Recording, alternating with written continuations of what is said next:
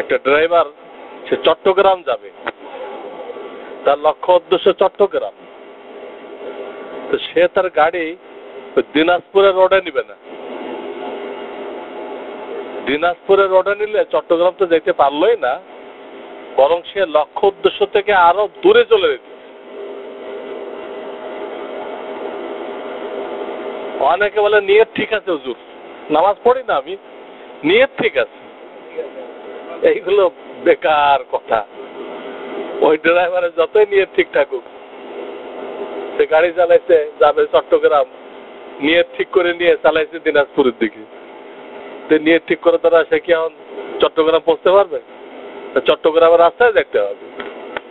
ঠিক এরকম নিয়ত আমি জান্নাতে যাব, কিন্তু না ইমান ঠিক করলাম, না নামাজ রোজা ঠিক করলাম, না হালাল হারাম বুঝলাম, না বাপ মা বিবি বাচ্চার হক জানলাম, কিছুই জানি না। চুলদাড়ি সাদা হয়ে গেছে, কিছুই জানলাম না।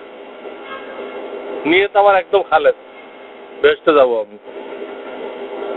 এই নিয়তের আল্লাহর কাছে কোনো দাম হবে না।